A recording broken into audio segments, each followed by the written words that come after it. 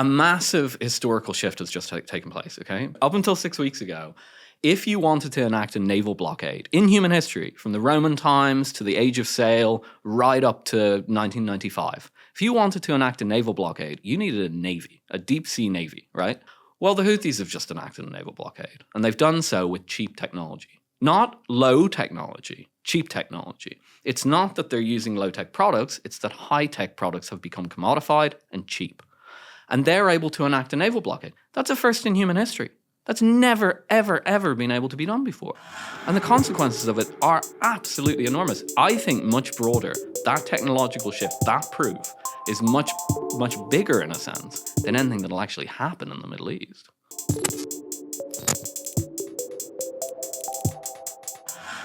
In the aftermath of the Second World War, there were two great powers, the United States and the USSR.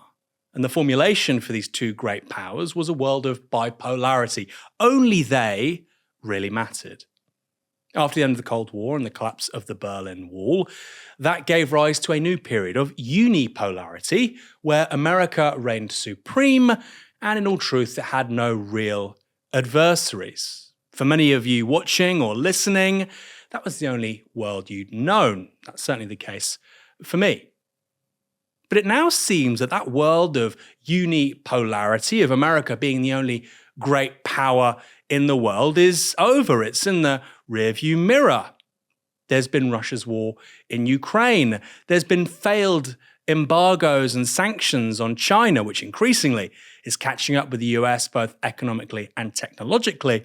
And more recently, we've seen the Houthis in Yemen, a group very few people had even heard about until last year, potentially influencing the price of oil and inflation across Europe and the wider world over the rest of 2024. Clearly, something has changed. Clearly, America doesn't define the rules of the game as it has done for much of the last 35 years.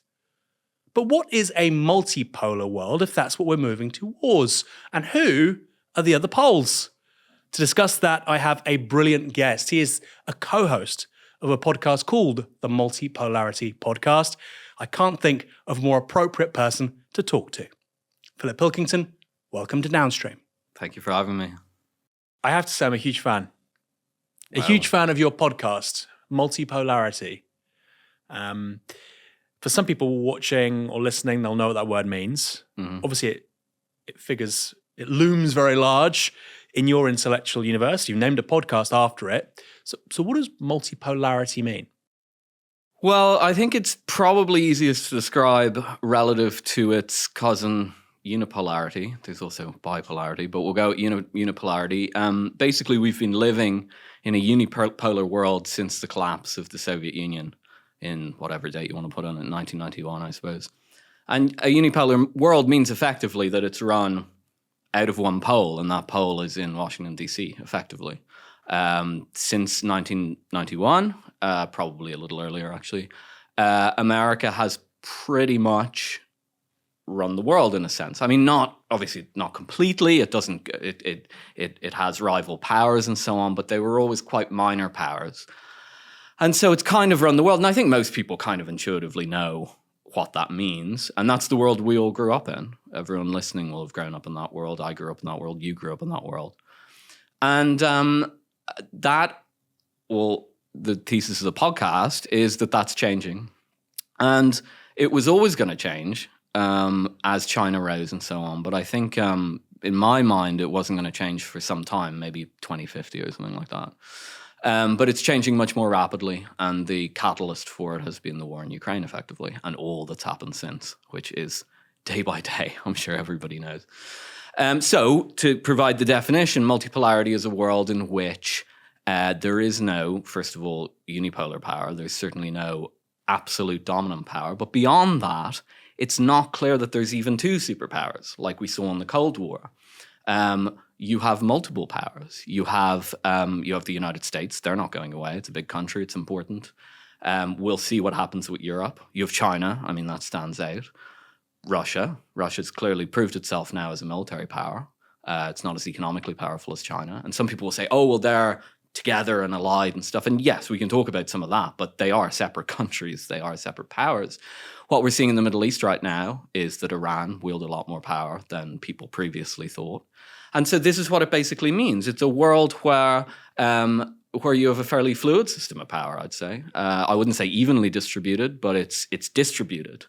And it'll be a very interesting world. I don't think we've seen anything like it since the 19th century. And this is a very different version of that, because in the 19th century, we were dealing with something resembling multi-power within a small part of the world, which was Europe, and maybe the United States, arguable, and maybe Latin America.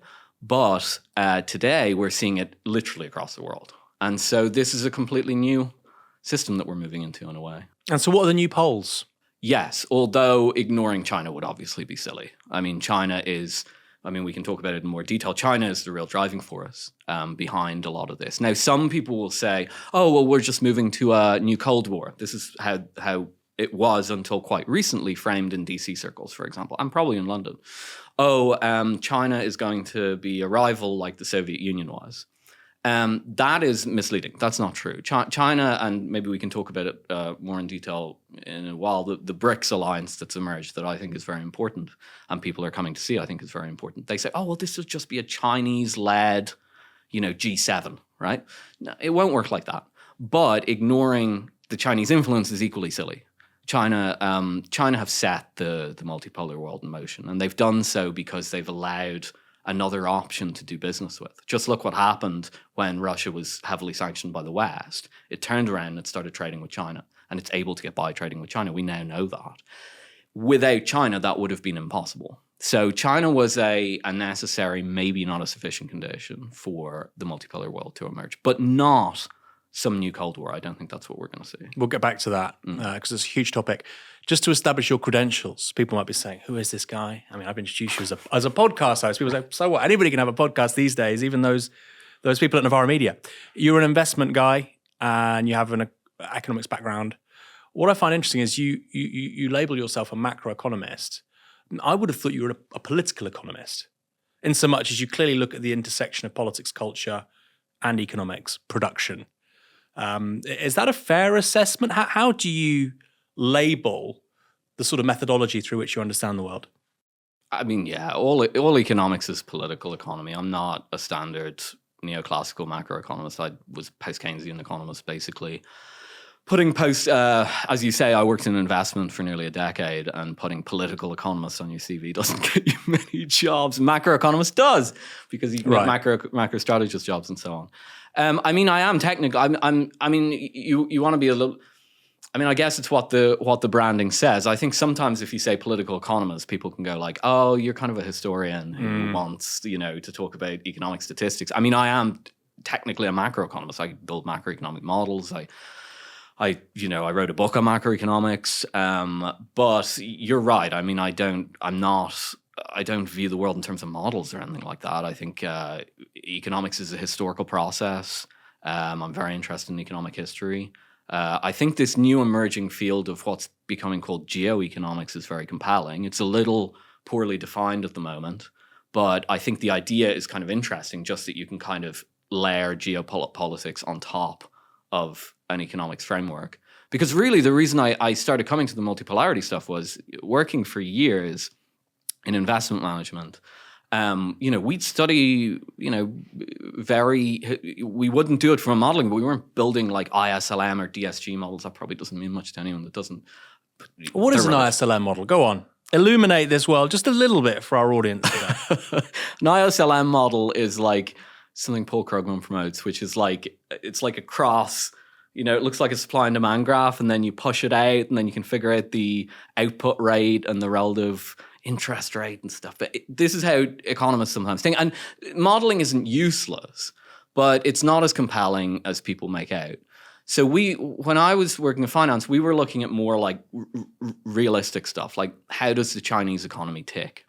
Now, the interesting thing was geopolitics never played into it. I was always interested in geopolitics just from a intellectual point of view. So I'd always keep an eye on what was happening, but it never mattered. I'm not saying it never mattered in the world. Of course, when I was there, the Syrian civil war was going on. Really important war. We know in retrospect how important it was, but it made no economic difference. The worst wrinkle that economics or that geopolitics could play into economics was an occasional fluctuation in the price of oil if there was action in the Middle East. But apart from that, you could just kind of discount it. And this was widely known. What's happened today is you can't discount it anymore. You can't actually do proper macro analysis, even for investment and finance people. And they're having a hard time catching up with this, you see, because they keep getting inflation wrong, actually. But now you can't. You can't actually understand anything in the world without understanding the geopolitical shifts. It's fascinating. And so that's what kind of got me interested. I said, well, I can't write about macro issues anymore without talking about this geopolitical component. So it was kind of a natural evolution in a sense. But prior to the war in Ukraine, you could just count it as white noise. Everyone did. The career shift, not that you've given up on being a macroeconomist, but you're doing a podcast as well. I mean, that's a bit of a weird one, isn't it? Because let's be frank, media and podcasts aren't as lucrative as investment banking or asset management or hedge funds. I'm sorry, Phil. It's too late to turn around. You're in for a penny, in for a pound. So what made you do the podcast? Because there's lots of people in that game who have interest in geopolitics. They might factor it into their working life, hobbies. I know a Marxist in the city. But it's unusual for them to then declare overtly, these are the things I think, put a podcast out, talk about it, write extensively about it. I mean, you're a writing machine. That's another question. How do you write so much? So what prompted that shift in terms of your public-facing stuff? I mean, I don't want to sound too messianic, but it's a really scary situation, and people don't understand it. Geopolitics people don't understand economics. You can see that. I mean, if you want proof positive of that, look at the Russian sanctions. What a disaster. Not just the sanctions that didn't work on the economy, the seizure of the reserves that have led, as we maybe can talk about in more detail, to the decline in hegemony of the US dollar. What were they thinking? That's a crazy thing to do. Geopolitics people don't understand economics. It's really, really clear. So economics people better understand geopolitics, on average, right? But even, they don't see the connections as well. They tend to think in terms of modeling and so on. So I just kind of figured, this is really important stuff. The decisions that are going to be made in the world in the next year, I mean, I'd say 5 years, maybe it's a year now, I don't even know. Taiwanese election was last Saturday. The decisions that are going to be made by Western powers in the next 5 years are going to determine the 21st century. And the bad outcomes scale from anything to World War III to complete collapse of global trade due to maybe a conflict with China, which would frankly result in hyperinflation in this country and in the United States. I think we vastly underestimate the fragility of some of the Western economies.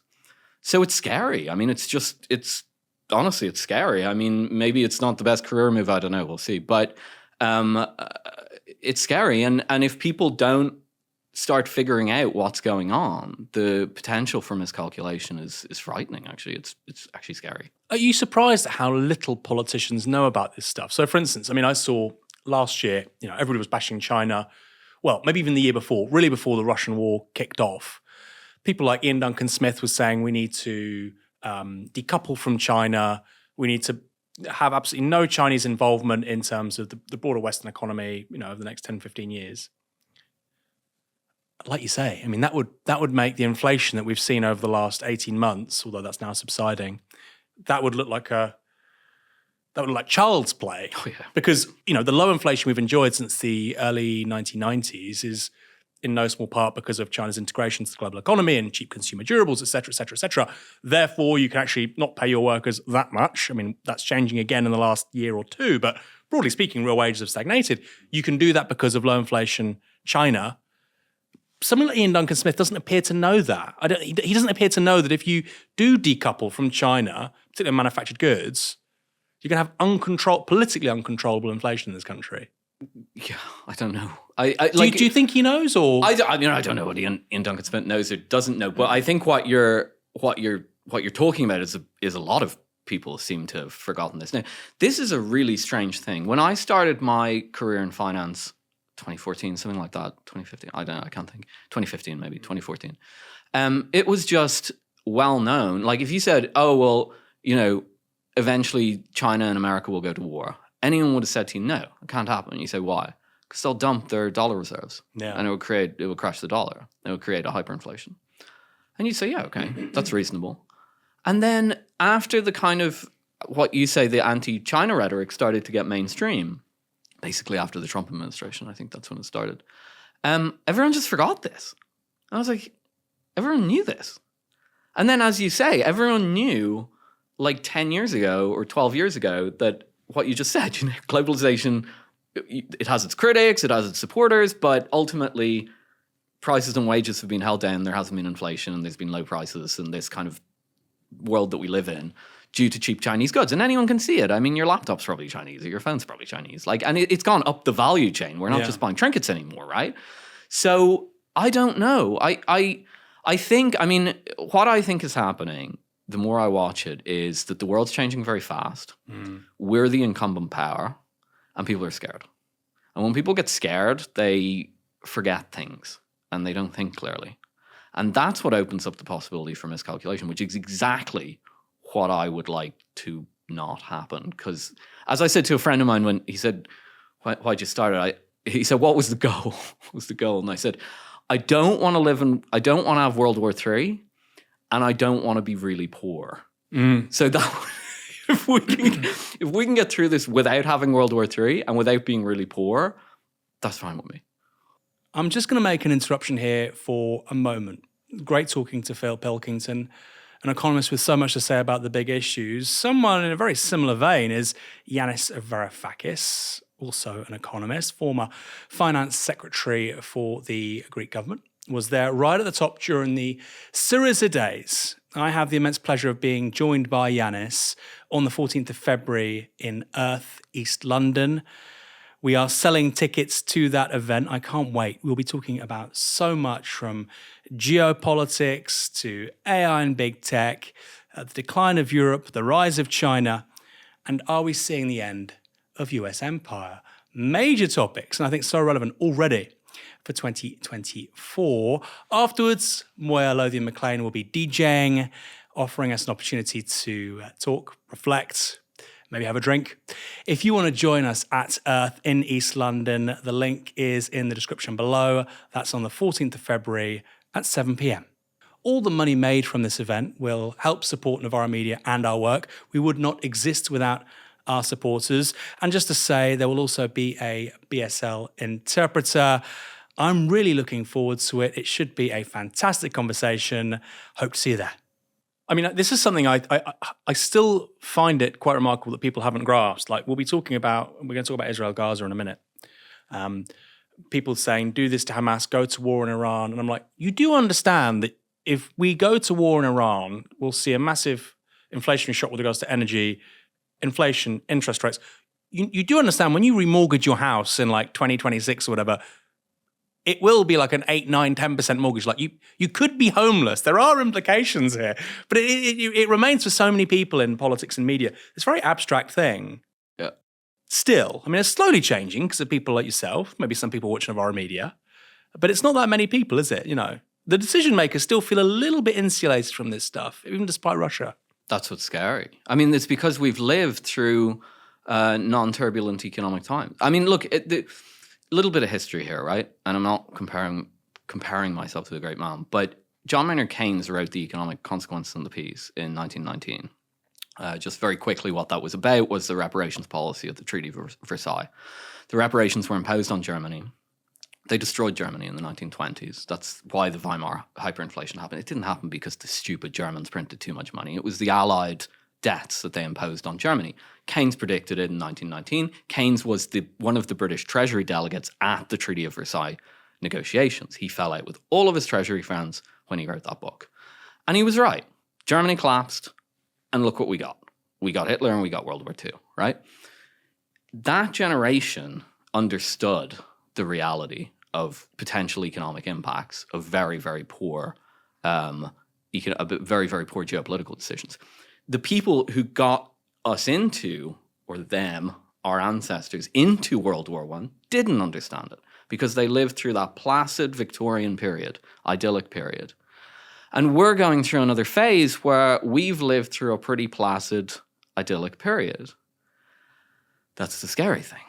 And so you're right. People aren't cognizant of this. Now, what we do have going for us is that I think our historical and economic understanding on paper should be a lot better.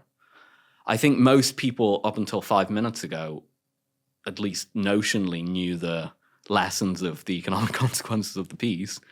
And they knew how disruptive war and geopolitics could be to the economy and how dangerous that can be politically, socially, everything like that. But, you know, we are there. We're not the generation that lived through the 1930s. And that's part of the problem, I think. So let's get on to some red meat. Yeah. How important is the Israeli war in Gaza right now? What are its global implications?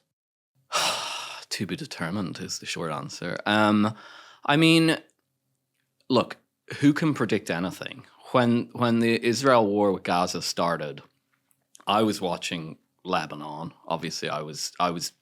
My thinking was, what if this emerges into a regional war, right? And it still could. But who saw the Houthis attacking Red Sea? Like, who saw that? Like, I didn't have the foresight. Now, I think I was a pretty early adopter of this is important. I wrote a piece for The Telegraph mid-December, I think. And I was writing about it for Unheard, I want to say start of December. So I think not just me, but our podcast and everything was pretty early on that. But didn't foresee it. Didn't foresee it at all.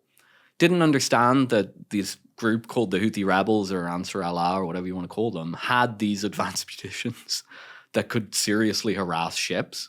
I knew a bit about certain weaknesses of naval power and so on. That's becoming increasingly obvious, and the change in weapons technology that maybe we can talk about. But the point is, it was unpredictable. Now, so you don't want to predict the future with this stuff. But, you know, there is the potential it could turn into a regional war with Iran, presumably. I mean, that's no secret, just read a paper. Do I think that's going to happen? No, because I think it's just borderline impossible to launch a ground war with Iran, just geographically. The region's changed since 2003. There aren't many Western allies in the region left.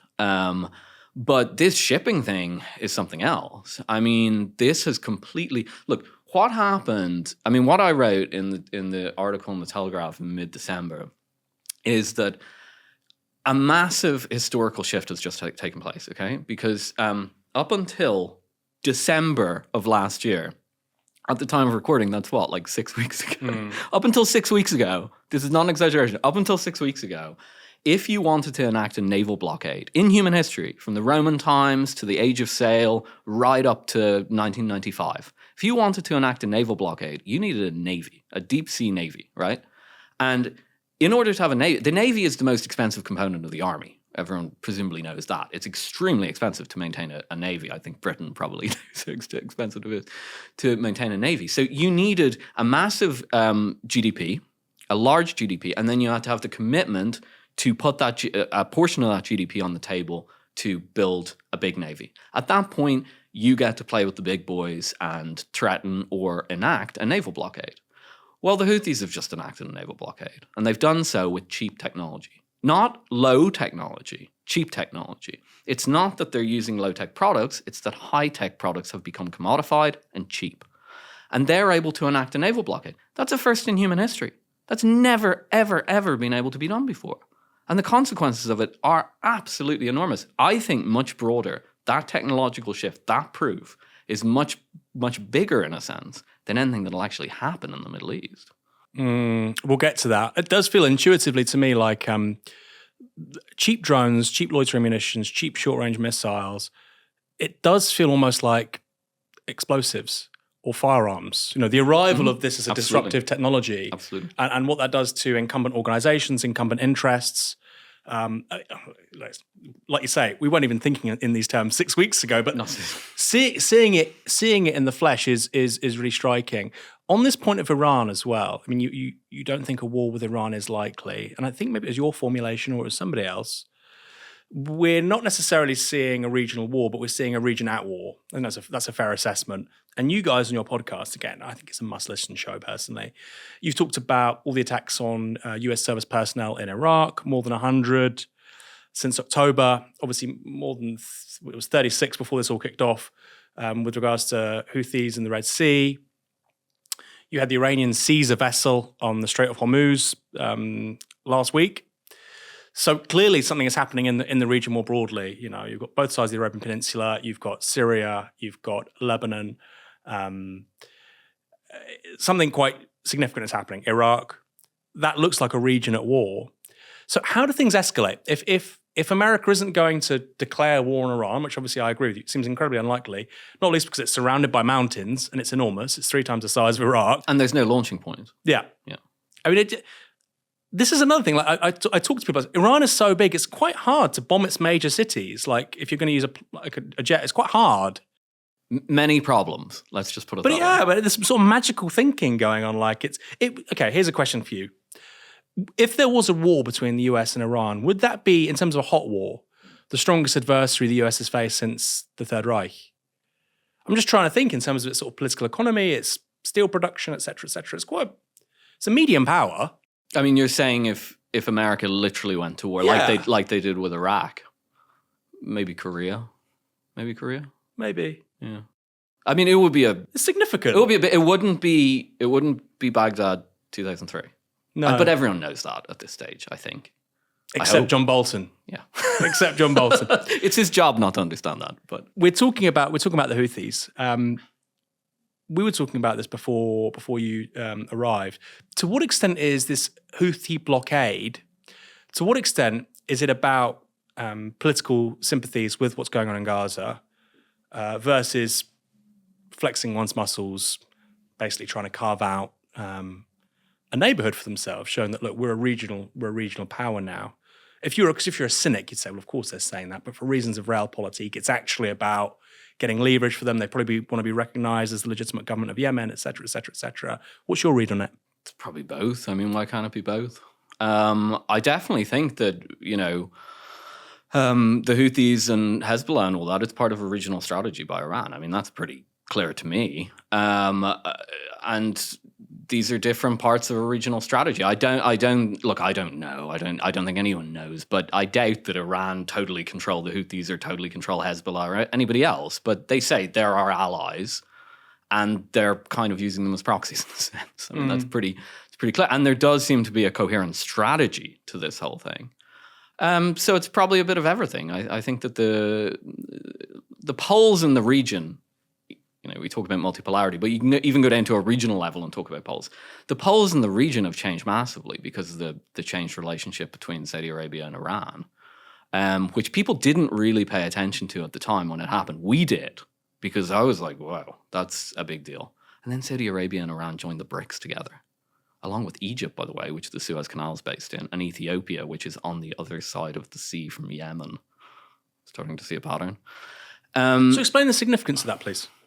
Well, we don't know. Because very few people are talking about those kinds of stories. No one's talking about it. But it's kind of interesting, isn't it? I mean, I'm not saying I have the answers to this, but I am saying that a couple of powers joined the BRICS in August. Iran, Saudi Arabia, previously enemies, were basically fighting a proxy war in Yemen, right? Yemen. It's like France and England in the 14th century or something. Like they couldn't hate each other more, It was pretty strange. Yeah. It was pretty unusual. And then the other members of the BRICS included Ethiopia. Why? I mean, it's a really poor country. It's the second most populous country in Africa after Nigeria. And I don't mean to disparage Ethiopia, but it's a poor country. And Egypt, okay, well, presumably Suez Canal. I mean, everyone thinks Egypt, everyone thinks Suez Canal. Again, I'm not discounting it. It's also a large country. But why Ethiopia? And then you see oh, wait, all this stuff's going on around the Red Sea. And the Red Sea's a key global shipping choke point. Well, we're waking up pretty quick to what that means, right? I mean, that's all I know.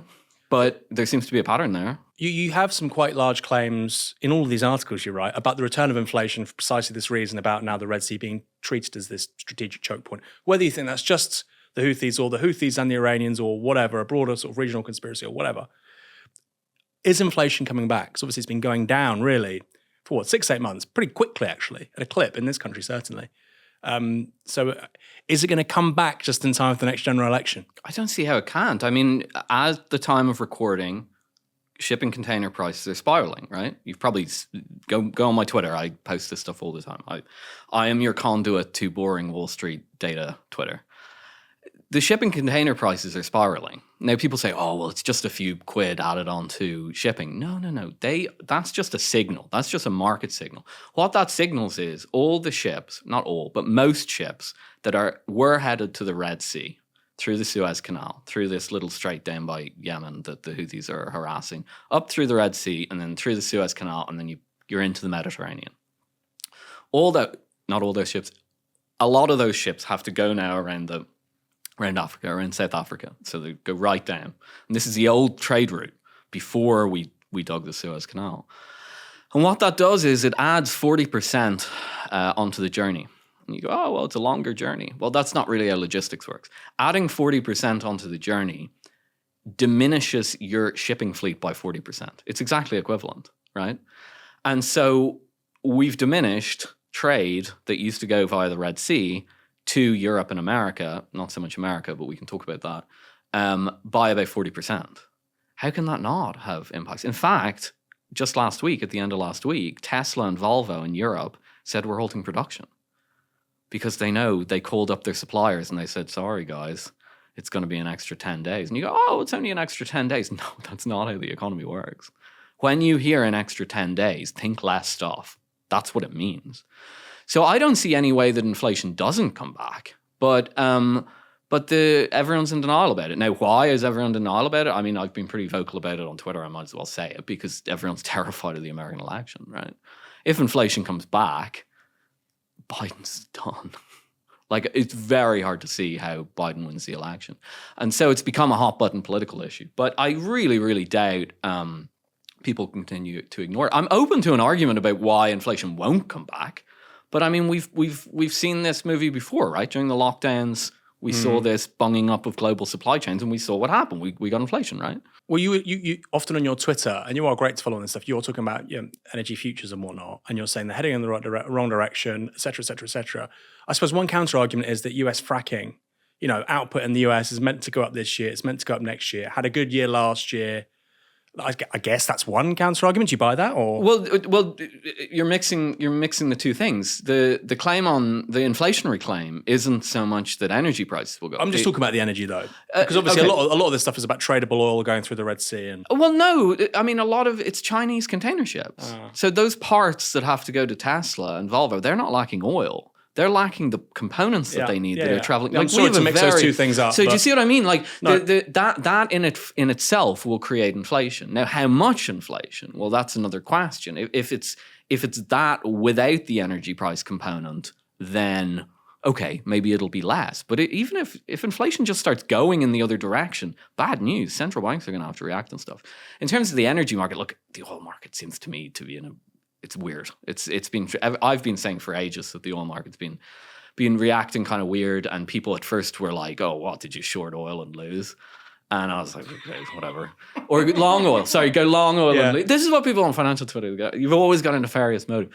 But now I think people are seeing like oil markets are supposed to respond to tension in the Middle East. But look, it doesn't matter. Look at the yesterday or today, this morning, Qatar said we're ceasing LNG shipments through the Red Sea. And since the Ukraine war, as everybody probably knows, we buy LNG now, American LNG and liquid natural gas. Yeah, liquid natural gas, and we buy them in tankers that look like the O2 here. They look like they. Well, LNG shipments are going to be less now. So, how does that not impact gas prices? This is a key point about the whole farrago in the Red Sea, because you go on the TV, or if you go on the TV or I go on the TV, people say the international community is condemning the Yemenis and their Operation Prosperity Guardian or whatever it's called, and I'm thinking, well, the Saudis have called for what's the word? Caution. It's a synonym for caution. You don't have the Qataris, you don't have the Emiratis. Like, this is the neighborhood, guys. I suspect they have a good idea about what the right course of action is. The Spanish, the Italians, the French. But you have the Brits and the Americans, and then the Germans, probably for slightly different reasons, being rather gung-ho with the whole thing. And it's like, nobody stops to ask, well, why don't the Saudis think this is a good idea? I think people probably are starting to ask that. Not in the media. I don't know. Not in the media, but I mean, broadcast media. People must be wondering, right? So just to summarize quickly, after the American and British strikes in Yemen last week on Thursday night, I think it was, the Saudis came out the next day and said, we condemn the strikes. Now, as you say, some of their shipping's being impacted. So they obviously think that there's bigger things on the table than just the economy or shipping or whatever here. Yeah, I think people are probably going to have to, eventually deal with that, come to terms with it. I think the Red Sea is going to be closed for a while. I think that's what Maersk, the Danish shipping giant and stuff, is saying. You see, there's a real disconnect, remember, between what people are talking about in the media, even what people are talking about in financial markets. The financial markets have been slow to pick up on this, but I think they're starting to pick up on it. But you don't get that kind of information disconnect if you're running a shipping company, or if you're even Elon Musk and you're running Tesla, because you literally get a call up and it's like, yeah, the parts are going to be delayed by 10 days. So that's kind of how, like, having worked in finance and been around corporates and stuff like that, that's how information actually filters through the system, And you can't, like, Elon Musk, for example, is massively influential. So I'd expect that if the delays get any worse, you'll start seeing him tweet about it or something. So you can't actually tweeting ignore on this. the toilet, global energy prices, like where are my Tesla moving parts? Where are my Tesla parts? Yeah, like shit emoji. Funny world we live in.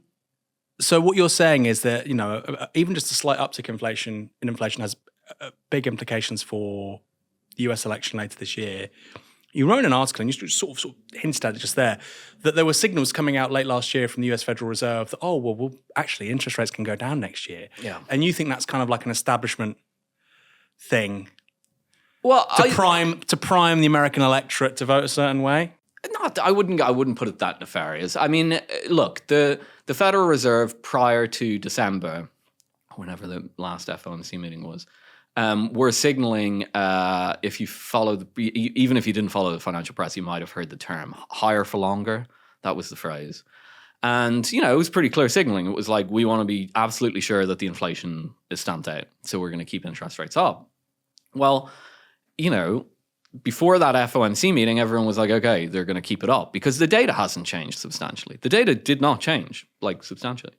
And then they signaled that they were going to ease. I'll just point out that the week before they signaled that, the Wall Street Journal ran a poll that showed Biden losing based on the economy.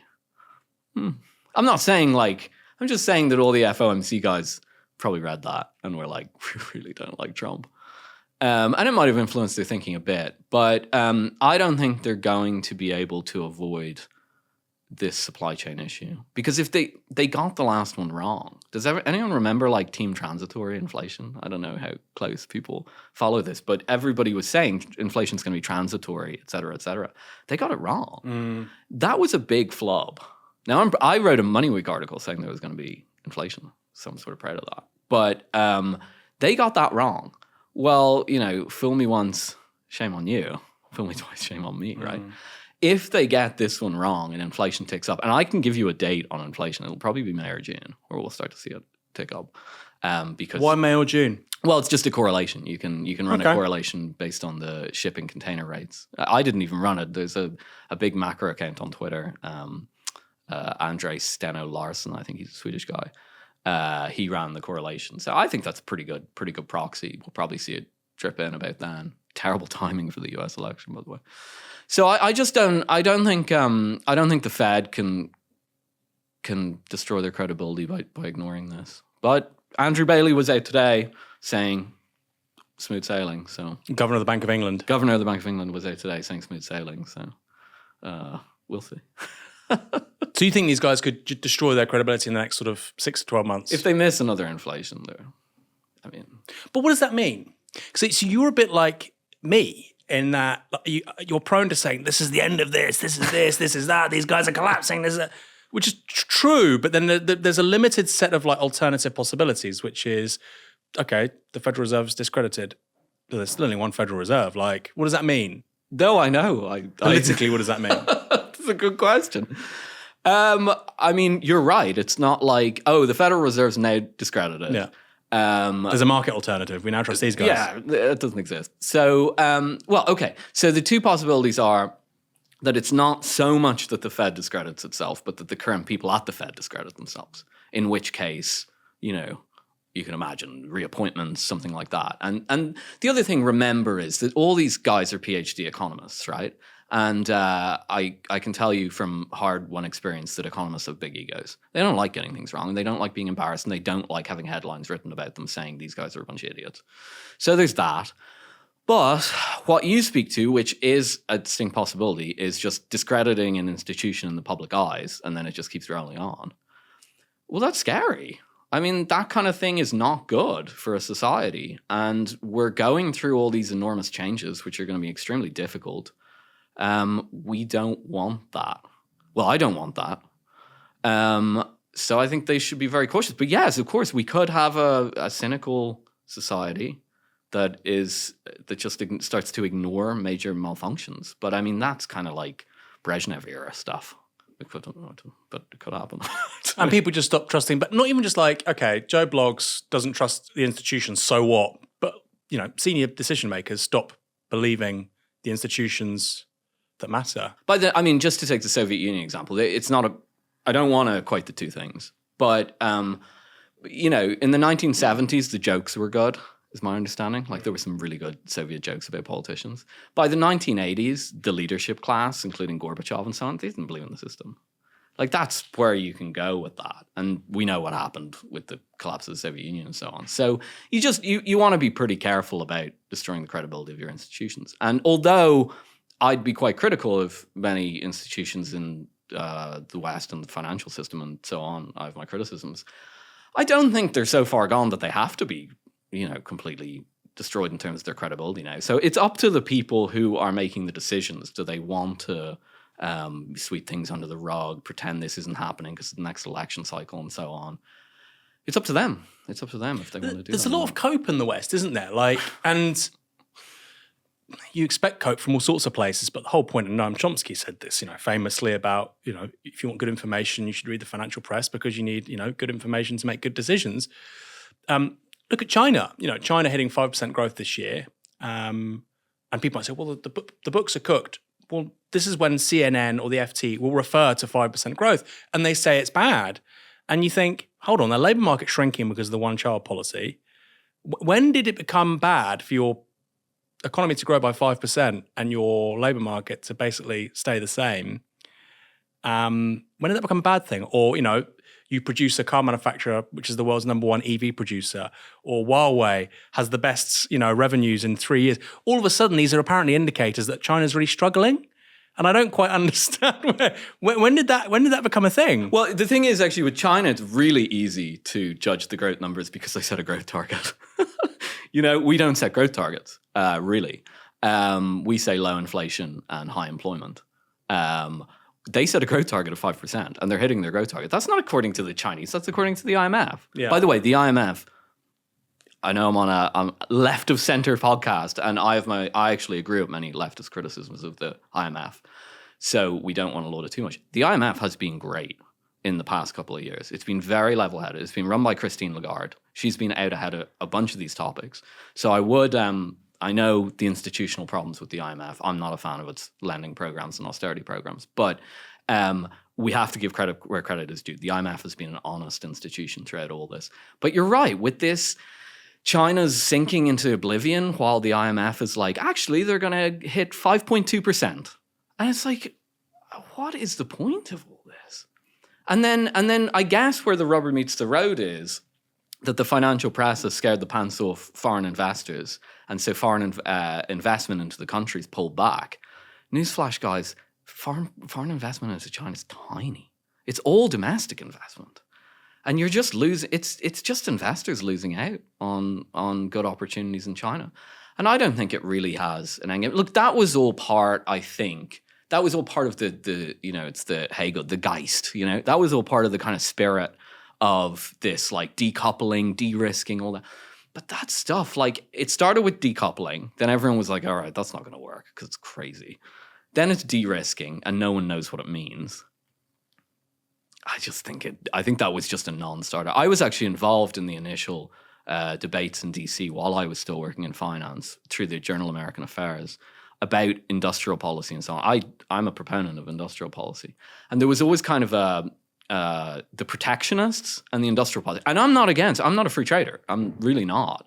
But, you've built up all these dependencies on a rival economy, massive dependencies, and you go, you know what? I think we're just going to stop that. And it's like, yeah, okay, see what happens. Like, it's going to take you years to wean yourself off the Chinese economy. It took 30 years to get where we are today. It'll take another 30 to wean yourself off, and you have to get all the policy right. That's hard. So I think Western elites have been panicked by the rise of China, especially in America, not so much in Europe. They've been panicked by the rise of China, and they're looking for a quick fix, easy solution. And I think we're learning very quickly. And I think that one of the big signals here was Joe Biden's meeting with Xi Jinping in San Francisco late last year. I think we're learning very quickly that those policies are a non-starter. And if we want to talk about rebalancing our economies, which we should, you're going to have to talk about a long-term 10, 20, 30-year vision. And you're going to have to put real effort in. You can't ban your way to prosperity, right? You just can't. Ask North Korea. You can't ban yourself to prosperity. You have to put the work in. And I suppose Joe Biden would say, well, look, on the one hand, we've got these, we're trying to starve China of microprocessors, not working, by the way. Yeah. But we've also got the CHIPS Act, in so much as we're trying to guarantee supply chains, if not in the US, then amongst the US allies. You don't think that's... My friend worked on the CHIPS Act. Uh-huh. I know the behind the scenes of the CHIPS Act. Everything in DC, this is not widely understood outside. Everything in DC is lobbying. That I know that'll be like, oh, people on the left are always saying money corrupts politics and so on. Like, okay, you don't know how right you are in this instance. Just to give you context, this isn't Britain's not like this. Britain, there's lobbying, sure, there's a bit of lobbying, but it's not like in America. Everything is done through lobbying in America. Everything. And the CHIPS Act, basically, I'll tell people that go and read the article on it. American Affairs, Julius Krein, the editor of American Affairs, it's called Where the Chips Fell. Brilliant piece of political economy. Goes right into detail of why the CHIPS Act turned out to be a bit of a disappointment. And the short answer is lobbying. You can't, China sets, take the example of the chips in China, right? So the Chinese response to the microprocessor ban, the initial microprocessor ban was under Trump, and it was targeted. They said it was for national security, blah, blah, blah. But the real reason was they didn't want them in the next generation smartphone market, right? And other, tablets and all the gadgetry that we use all day and plug ourselves into the matrix through. They didn't want them doing that. And they weren't using, by the way, American chips. These are like South Korean and European chips. The Americans don't make great microprocessors at the moment. I think they make some graphics cards, but not much else. And so, and what the Chinese did in response to that was they said, okay, we're going to set up a big program. And they called it the Big Fund in China, very Chinese, but the Big Fund. Straight to the point. And they set up the Big Fund, and the Big Fund poured money into the sector, and it was a focused industrial policy with a specific goal and a lot of money behind it. And that's how the Chinese roll. In America, if you want to do the equivalent, you have to go and get the lobbyist in the semiconductor factory, and then he has a spat with the other semiconductor guy, and you have to get them together, and maybe you try and get them to make up, and then you've got other lobby groups come in. So the green energy guys come in, and they go, no, we kind of want some of that money, and they're more politically popular. It's very, very. DC is a very transactional place in that regard. And it's I find it kind of ironic that in Europe, you tend to when the Inflation Reduction Act was put forward, which is sort of where the CHIPS Act was embedded. That was Biden's big spending program. In Europe, they were like, oh my God, they're going to do this big industrial policy. And I was like, yeah, you don't want to see how that sausage is made. I know a bit about that. You don't want to see how that sausage is made. So that's the issue. China can do this stuff in a coordinated way because it's a centralized system. Its investment is centralized. Its consumer stuff isn't centralized. And we have a very hard time doing that, especially in DC, and Europe tend to follow DC on that. So I'm, again, very in favor of industrial policy.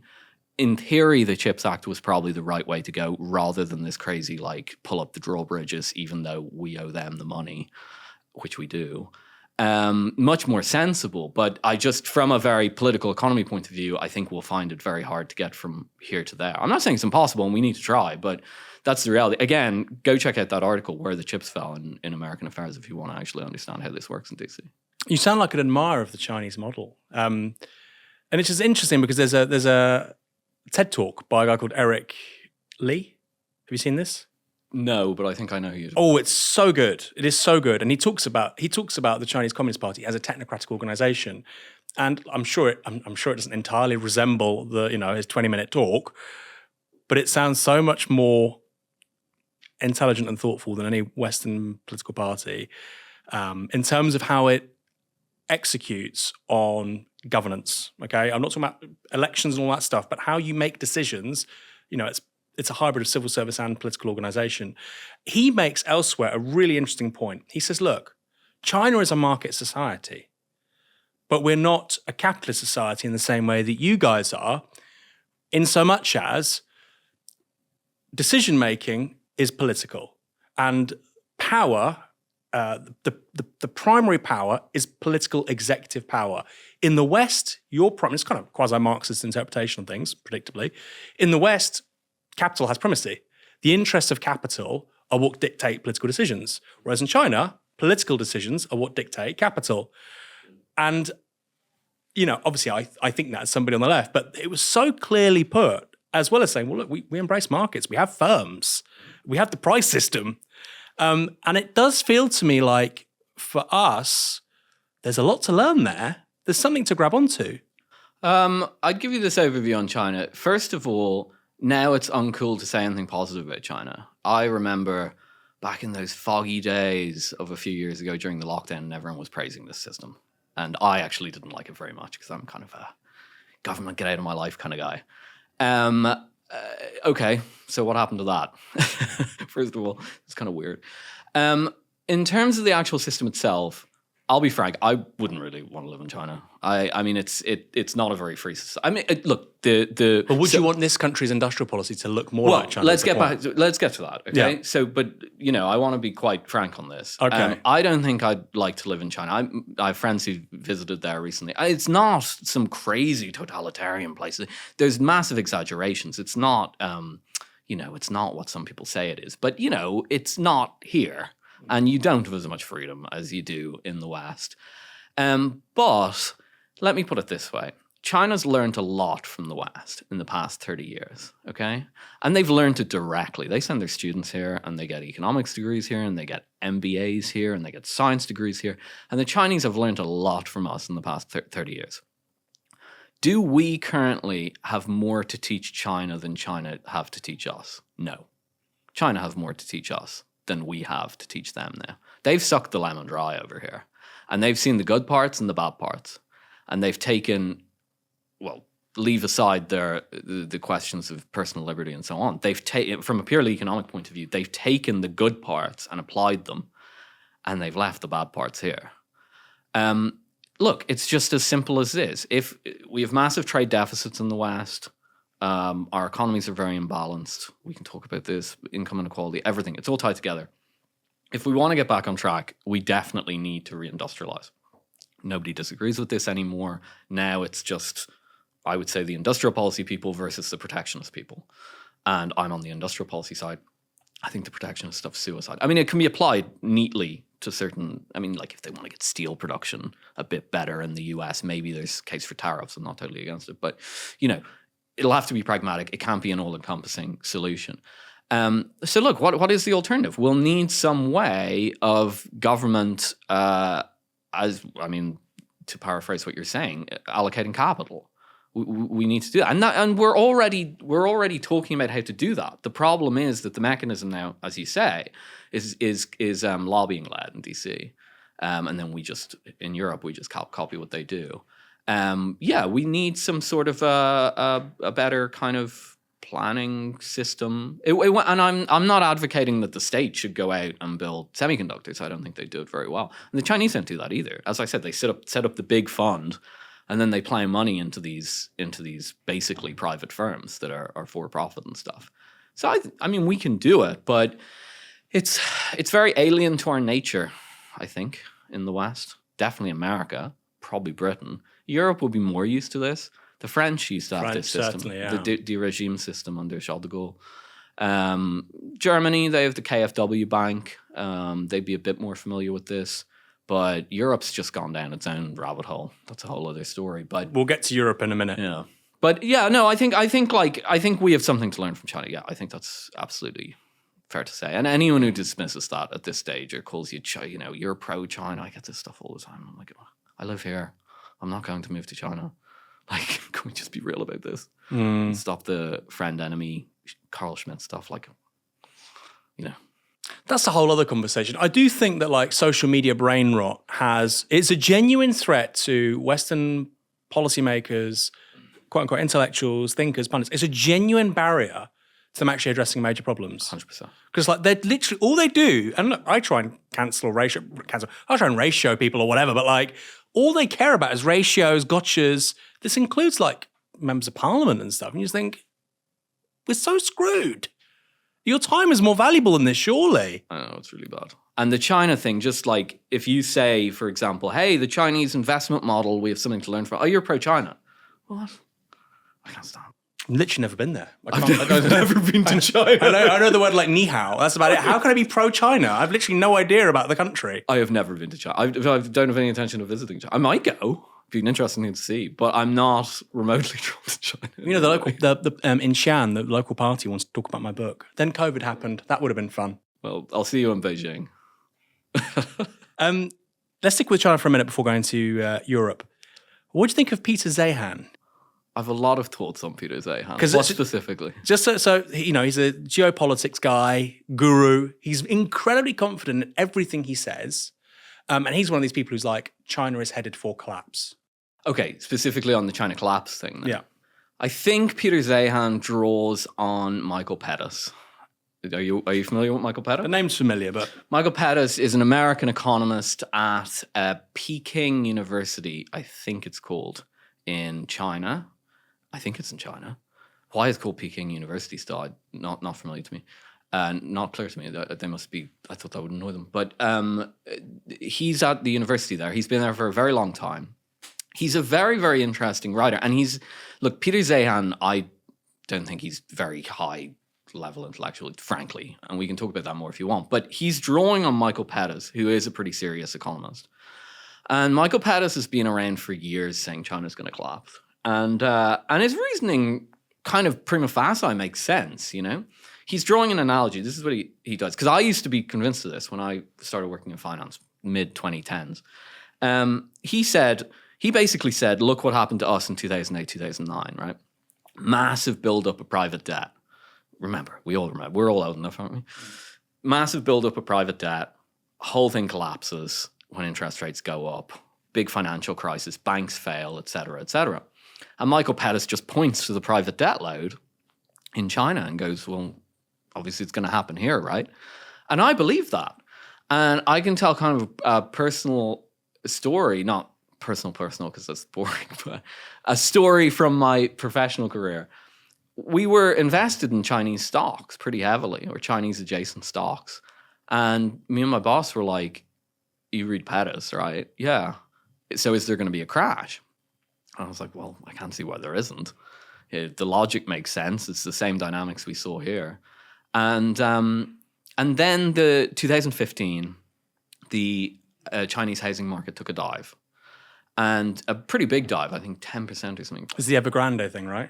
That's when Evergrande started. Yeah. And I thought, okay, this is it. Because just really briefly, housing markets aren't like stock markets. Stock markets are up one day, down the other. The short-term volatility, if you want to call it that, tells you nothing about the future direction of the price. That's the technical way of putting it.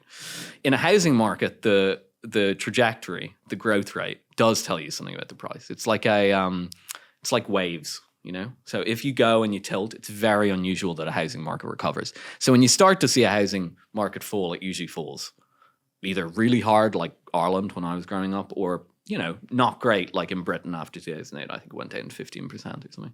But a substantial fall, and enough to shake the banks, as we know. So I thought, well, this is it. This is it. The prices, the Chinese house prices were down for 6-8 months, something like that. And then lo and behold, they went back up. And there was no crisis. And I said, well, what happened there? So that was when we spent 6 months studying the Chinese economy. And I learned two things, two really important things. I learned a lot more than that, but there are 2 points that stand out. The first point is that investment is controlled in China through various methods. In Western capitalist economies, the government doesn't control investment. The government can engage in public investment, but it makes up a smaller amount of the economy, so it doesn't make that much difference. China, there are various levers, to control everything from housing market construction investment to the investment of state-owned enterprise firms. And they can even juice the private sector a little bit by jiggling with it. So they have control over their investment. Effective control, not total control, but effective control. So if they see the economy start to wobble, they can just turn on the taps. Now the critics say, oh, well, that's building roads to nowhere. Okay, but still building roads. Until they run out of space, they can keep doing it. We can talk about whether this is a wise strategy. That's a separate question. But if we're talking purely about collapse, they can reverse that. The second thing is that they seem to be able to also control housing prices. I don't fully understand how they have so much control over housing prices, but they've had these dips now periodically. And sorry, there's a third component. The third component is, if you look at what happened in China in the late 1990s, so the 90s are a really widely not looked at period in Chinese development. The 90s are what kind of prepare the way for the big takeoff of China in the 2000s. And basically they're doing this insane rush for growth, investment. And at this point, probably if we're relatively similar ages, you'll remember Chinese stuff in the late 90s is like junk, right? It's like pen shop, dollar store. Well, I remember being even younger, like plastic soldiers. Do you remember? Like toy plastic soldiers, like, love it. Or these like really bad video games, and it's like, no, I want a Game Boy, not this piece of junk, that cost $5 or something. Probably £3 back in there. And so they were building that stuff for export, and then domestically they were also selling that and stuff. And what happened was the 1990s were a very high inflation period for China, and they engaged in all this fixed investment. And then loads of the investment went bad in the late 1990s, and it was actually the Pettus moment, or the Zeihan moment, whatever you want to think of it as. And what did they do? They just took all the debt off the balance sheets of the banks, and they wrapped it up in a burlap sack and threw it down into a pit. And they said, we're never talking about that again. But who are those debts to? Who are the liabilities to? They would have been the companies, that both state-owned companies and also probably some private companies that were taking bank loans out to prop up unsustainable business models. And they took the debt and they put it in the dungeon, and no one talks about it. They use things called asset management companies, AMCs, just fake. Not fake, but like just financial vehicles that were set up to absorb this debt. Is that kind of like what we did with RBS? It's the same. It's bad mortgage loans. It's the same, but they did it we did it like crisis management. Right. So it took the room to start burning down, and then we did it. The Chinese, not so much. Now, we can talk more broadly about that, because there's issues with that China has, because that imposes a severe lack of market discipline. And China's remedied that with anti-corruption campaigns and so on. So, interesting. It's a different... And that's where I think there's questions whether we should follow China in that regard. In my opinion, we probably shouldn't, because it's a completely different type of society. But that's basically how they do it. So no, I do not think that China will collapse. It may build a bunch of roads to nowhere, but I don't think it'll collapse. I mean, per capita, it's obviously not going to become as wealthy as the United States or even Europe. Obviously. It might. Well, in our lifetime, you think? Yeah, maybe. I don't see any reason why it wouldn't. As Western Europe? No. Look at the South Korean model. South Korea was dirt poor. So was Japan. Yeah, but there's 1.3 billion of them. It's hard, isn't it? And you've got a shrinking labour market. Well, I suppose. So you think that China GDP per head could be same as the UK in 30 years' time, say? I tweeted something about 4 months ago that the top 10 research universities in the world, publishing in hard science journals, not social science, 8 out of 10 are in China. Wow. And MIT, and if you've ever met people from MIT, they're smart people at MIT. Some of the other universities have gone downhill a bit. MIT is still pretty good. I think it was number 6. What was the other one? Do you remember? Cambridge or? It could have been, actually. No, there were no British universities. I think it might have been Stanford or Harvard or something. No, it wasn't Harvard. I can't remember.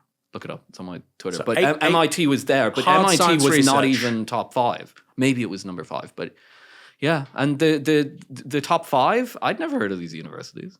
But they're the ones pumping out the actual research. So published papers in peer-reviewed scientific journals. And I'm not a fan of peer review in human science. I've done peer review. It's a bit of a mess. But peer review in physics or electrical engineering, yeah, it's fine, So, I mean, that's the reality. So ultimately, it's that sort of thing that drives wealth, right? In the long term, at least.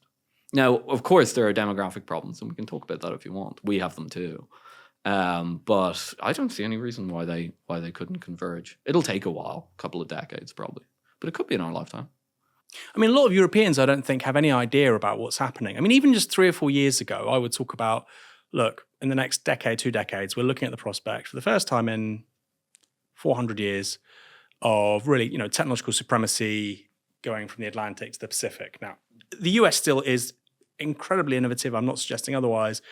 But Europe's side of the bargain is clearly in decline. There are some very successful European companies, very innovative, for instance, these lithography businesses that one is based in the Netherlands that, has been central in sort of trying to stop China having these good microprocessors. So I'm not suggesting there's no good companies in Europe, but it does feel like Europeans don't really grasp what's going on here. You've got Chinese graduates being sent towards things like quantum computing, synthetic biology, materials science. Meanwhile, our graduates are like, okay, go work for an NGO. Yeah. I don't know. Go work in a pub for 3 years and find your thing, which I did. It's called a chakra. Go find your guiding energy. Look, I did that. I worked for a year. I did a master's degree, etc. I'm saying this as somebody, by the way. Yeah, I did it too, by the way. Yeah, I had a BA. Okay, I had a BA. I have an MSc, but I have a BA. I'm not trying to slag off people who study humanities, but the point is, Glasshouse. Labor is a factor of production, and the Chinese are pushing that into all these really high value, highly innovative areas, which they're going to basically craft the second half of the 21st century. We're not doing that in Europe. And it doesn't, particularly in Britain, it doesn't feel like Europeans really grasp what's going on. Well, the issue is that it's starting to show through the cracks now because it's not semiconductors and so on to focus on. Now, it's very interesting that a semiconductor ban on China only lasted 3 to 4 years. Until they were able to not fully catch up, but catch up enough to release this Mate 50 phone, which by all accounts is pretty good. A little overpriced actually, but for the exotic value of being the first fully Chinese phone, maybe there'll be resale value of that in the future. I don't know, but that's not where to look. Look, the fact that they can catch up so fast is very indicative of what's going on in China. The real place to look is weapons technology. And the fact of the matter is that the West has fallen behind completely in weapons technology, not just to China, but to Russia. We don't have hypersonic missiles. We don't possess them. No, we do have some hypersonic missiles, the ones that go out of Earth's atmosphere and back in, but we do not have hypersonic cruise missiles. China and Russia do. Now, China lag in other regards. They don't have nuclear submarines. They haven't focused on them. They've been very heavily focused on missile technology. Because they want it's their strategy to defend their turf, but that's a huge development. So I hope to God we don't get to a nuclear war or anything like that. But you can win, you can have the upper hand in nuclear war with that technology. People have been screaming in weapons and military circles for years. I mean, this hypersonic technology has been developed in the past 10 years, really in the past 10 years. And it's getting more and more sophisticated. And there's, the people who understand these things are like, we have to catch up with this stuff. But there's just, it's, as you describe it, it feels that there's no push to it. But I would definitely always, for cutting edge technology, always look to military technology. Because think about it, like all the technology that we're using, iPhone, right, the GPS system in it, all this, it all comes from military. The internet is from DARPA, right? So all the really high-tech stuff that has downstream effects usually comes from military technology. Like the hypersonic stuff, is this going to have commercial aviation ramifications? It does feel like it. I can't see why. Because obviously there have been all these awful stories about Boeing recently, and it's like, this is basically a post-World War II company with post-World War II technology, and they're kind of ghosting. Yeah. I increasingly get that sense. It's kind of scary. Yeah. I mean, look, we don't want to, as you say, we've got ASML in the Netherlands. That's the most advanced ultraviolet lithography technology in the world. We still have edges here and there, but in some places we don't. So probably just we're taking that into account. Maybe. By the way, as well, on the hypersonic thing, the Iranians claim to have hypersonic missiles. Those are the ones that go in and out of the atmosphere. Which has presumably been given to them by the Russians. Or but just to be really clear, we have those ones. Right. So the difference is that that you have hypersonic missiles that go out of the atmosphere and then come like back an down. ICBM. Yeah, and these aren't the crazy technologies. The ones that are just used like cruise missiles, they never go out. Only the Chinese and the Russians have them. And I think the Chinese have hypersonic glide vehicles at the moment, which are slightly different technology. But these are very new technologies. The Iranians, I think, have the ones that go in and out. And yesterday, North Korea tested one. Yes. Yeah. Now, those are problematic from an air defense point of view, as far as I understand. Not an expert, but just from what I read. But it's pretty crazy that Iran, it's not even, it depends where you look at by GDP, but nominal GDP, it's not even the 20 wealthiest countries in the world. For them to have that kind of technology is, again, it's should be a wake-up call. I think they might have got some of it from China. Yeah. But they engineer it domestically. They have good engineers. Very good engineers. But one of my favorite stories of the 21st century, are you familiar with their strategy to block the Strait of Hormuz using high-speed boats? Oh yeah, I've heard about this. Yeah. So it's quite funny. Peter Zahan goes on about this. Oh, well, it's very interesting. They basically there was a boat in the early 2000s. It broke the record to circumnavigate the British Isles, the Challenge or something. Very fast speedboat. Somebody somehow, it's like a novel, right? It's like John le Carré. Somebody somehow gets one of these to Switzerland. At which point, there's a transaction between the Revolutionary Guard and this person who's selling a boat which has broken the record to circumnavigate the UK, the British Isles, I should say. And they get it and they reverse engineer it, and that's now it's called the Seraj, high-speed speedboat. And then they reverse engineer it, and they make so many of them. They reverse engineered the Reaper drone. It's now the Mahaja drone that they use. I think they sent some of those speedboats to Venezuela. What makes you say that? I think I saw pictures of them. Okay. Venezuela. Because of the Guyana situation. Right, with the oil in Guyana and... should we talk about so the hypersonic stuff is genuine technological development? Yes, just to be clear, this is not new technology with Iran. The funny speedboats that are like something out of a Command and Conquer game. Good anecdote. Are could be very effective, but they're not like super high tech, right? But that's veering in the direction of what I call the commodification of military technology. That's now that's not going to result in downstream huge technology gains, right? So if you develop really high-end weaponry all throughout human history, that's tended to kind of filter down into the society. The commodification angle obviously isn't going to do that. The commodification angle comes from the opposite direction. It's that, think of the GPS system, right? GPS is devised as a military technology. And then it filters down into the consumer product market, right? We're all carrying around tracking devices in our pockets at the moment. And what that does is, so the military and the state is absolutely terrible at driving down costs. They're very good at hiring the top engineers to develop something big and expensive and new. And the markets aren't as good at that. But the markets are very good at taking that technology and commodifying it. Now, I don't mean that in a Marxist term or anything. I mean that that's what they call it in business. So, for example, the example I use is, if anyone's old enough to remember, the BlackBerry was the original smartphone. It was really expensive. It was quite, well, toward the end it wasn't so bad. But when it first came out, it was really expensive. And now, okay, you can buy an expensive iPhone if you're into phones. But if you don't want to, you can get a smartphone for under £100, right? That's commodification. When a previously slightly luxury product becomes widely dispersed.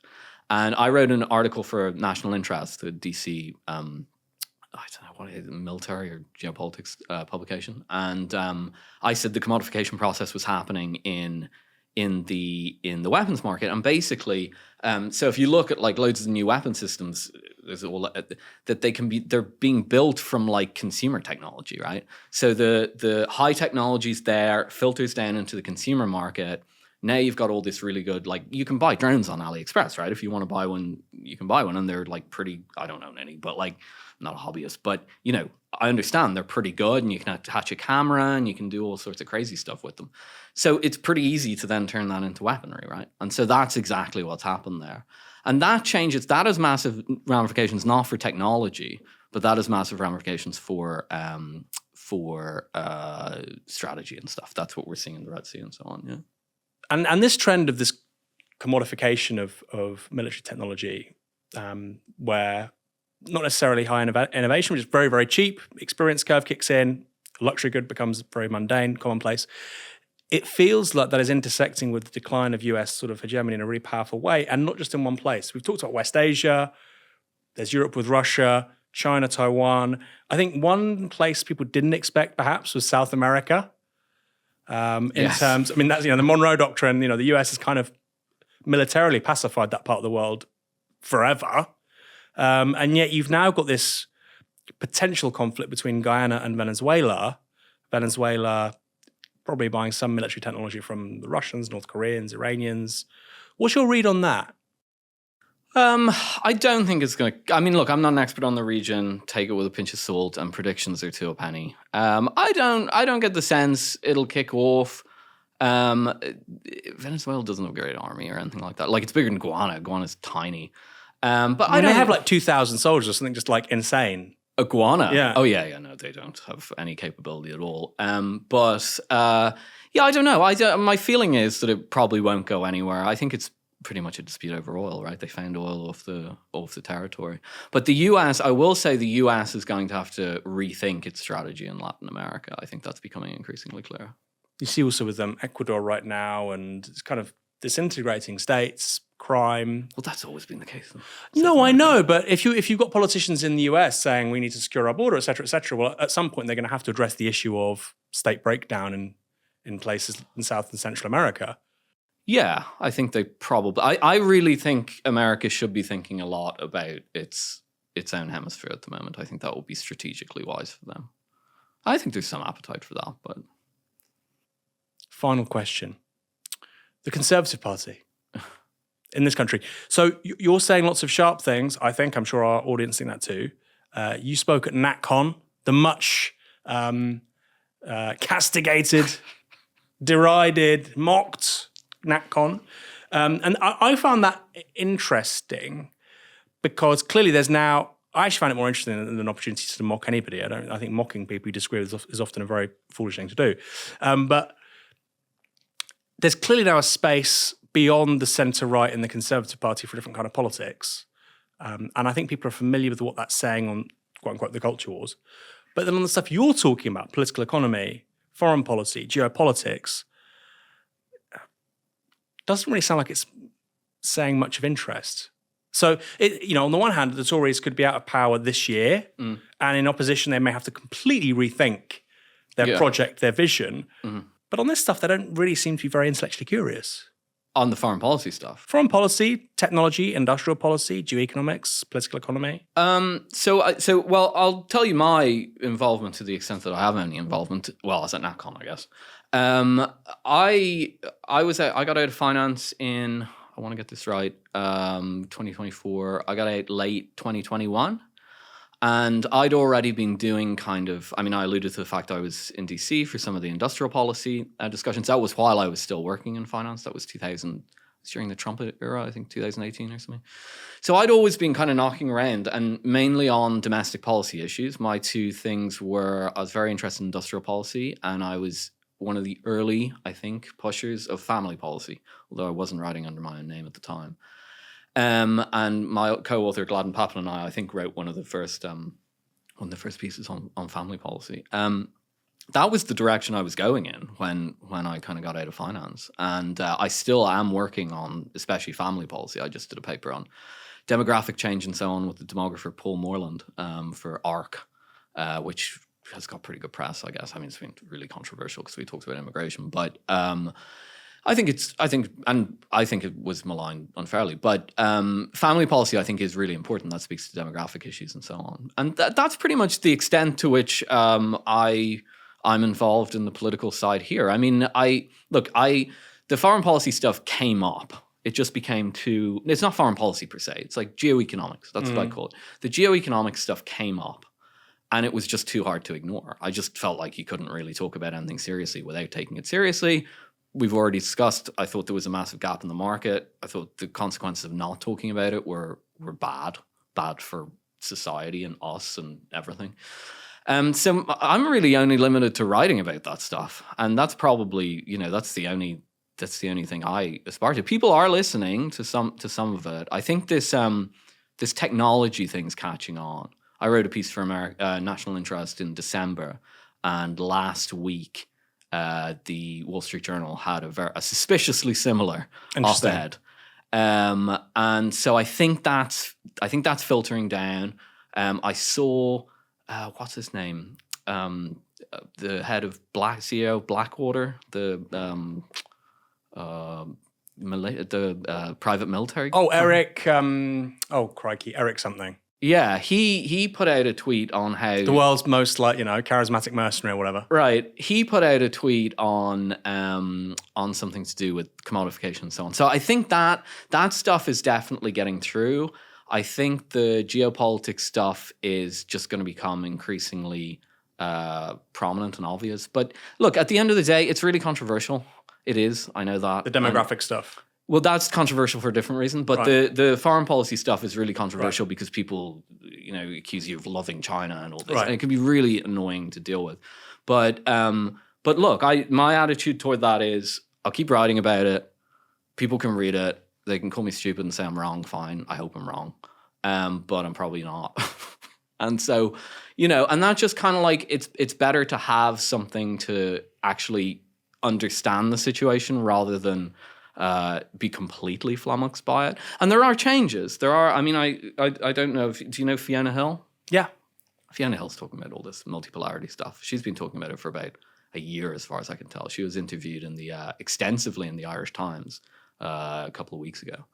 So, and of course, just to say who Fiona Hill is, she's worked for the National Security Council in various political administrations. She worked for the Trump one, but she's not a Trumpy. I think she's a Bushy. She's British though.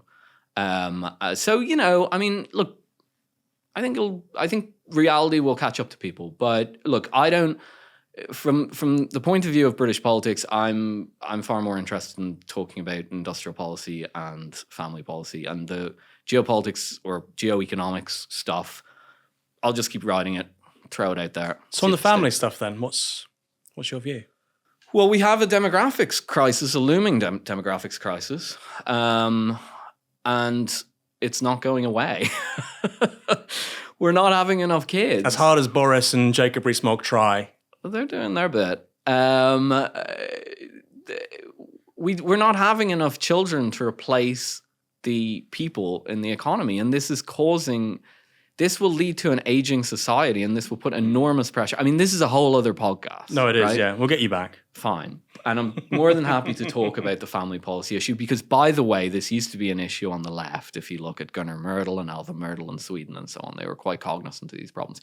But the short answer for the Novara audience is you can't have a welfare state in an aging population. You can't, okay? And immigration, heated debate, whatever, but trust me, it'll run into political limits. It's already running into political limits. And it's not actually a long-term solution anyway. Well, yeah, but I was going to say, because these trends are worldwide. Because these trends are worldwide, exactly. And and by the way, the world's catching up in terms of income, so it won't be. And also, it's unfair. I think some of the aspects of brain drain that we impose on other countries is actually unfair.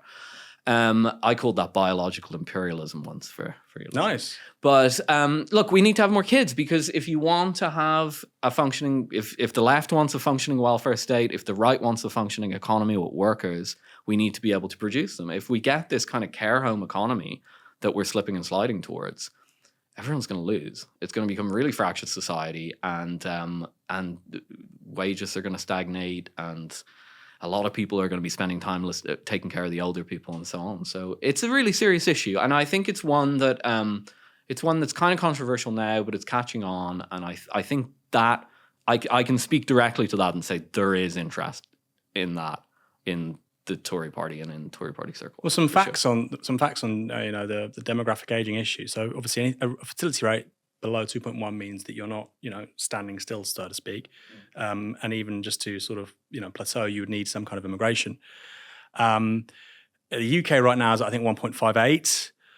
This is incredible. Half the countries in the world are below 2.1. The world's top 15 countries by GDP are below 2.1, including India. As of this year, I think it's like 2.0 something. Obviously, China's quite low because of the one-child policy. And this is what was really frightening for me was there was a report out by HSBC late last year.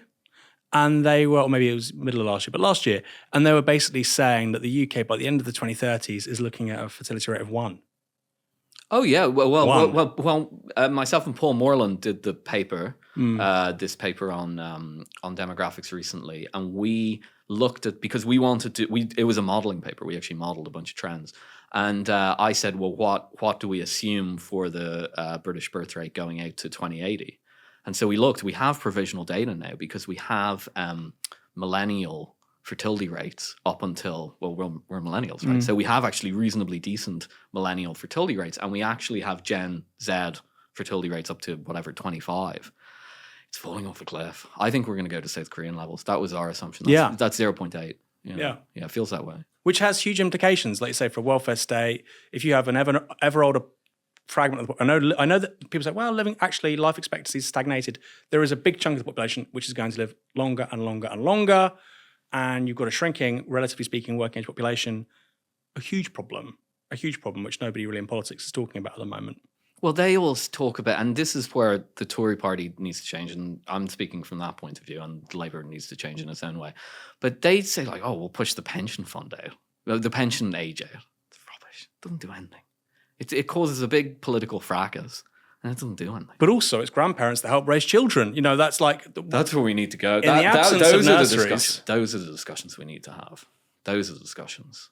Or I heard a very interesting proposal the other day, which was if you're below your means in terms of taking care of yourself when you're old, right? If you need to go into a care home or whatever, let's say that you are below average income or something like that.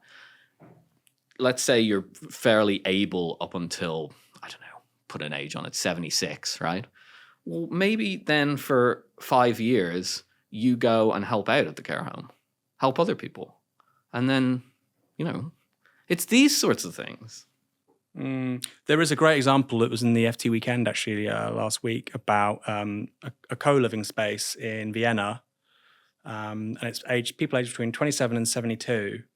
And it helps young families stay in the centre of the city. Yeah. It helps reduce elderly care costs because they're around, very dense communities and whatnot. I think this is the kind of smart policy we should be doing. Britain is awful for it. I sort of had one last question, but this is one last question. It's a very quick question. Obviously, you're very well read. People will be listening or watching thinking, wow, he's got so many interesting opinions about so many different things. What books would you recommend? Just quickly, 2 or 3 books. On what issue? Political economy. That have really inflected your thinking on these issues? Wow, it's going to be really popular with your audience because they're all Marxists. The most important books to understand what are currently happening are Michael Hudson's Super Imperialism from the 70s. That describes the global system better than anyone else. And by the way, it used to be mandatory reading in the State Department up until the 80s at least. They should have kept reading Michael Hudson's Super Imperialism. It's a brilliant description of how the dollar system works, where it was born out of, a lot of the historical issues that we alluded to there around Bretton Woods, prior to that Treaty of Versailles and so on. Really good history of all that. I'm not a Marxist guy, so I'm not a big fan of inter-Marxist debates or whatever. But you know what? Giovanni Arrighi wrote Adam Smith Goes to Beijing years ago now. It must be 20 years ago or something. And Super Imperialism is a brilliant book of history. I'm not as big a fan of Giovanni Arrighi, but he kind of got it right, didn't he? He said that China was going to pull up the global south and, create a new world order. He's got it more right than most. So I think I don't know if I'd actually recommend Riggy because I'm not. Went back and looked at the book again. And I was like, oh, there's a lot of kind of internal debates here. It's quite a little bit less substantial than Michael Hudson's. But I don't think the books have been written on this yet. I might write one. I would encourage other people to write them. It needs to be talked about more. But super imperialism is absolutely core to understand the dollar-based financial system.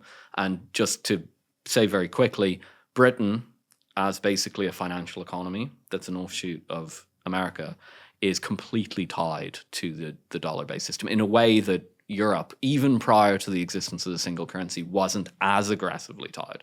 So it's very, very important for British people to understand the dollar-based system would be my... Michael Hudson's Super Imperialism. Get that on the reading list. Get it on the reading list. Philip Pilkington, thank you so much for joining us here on Downstream. Thank you very much for having me.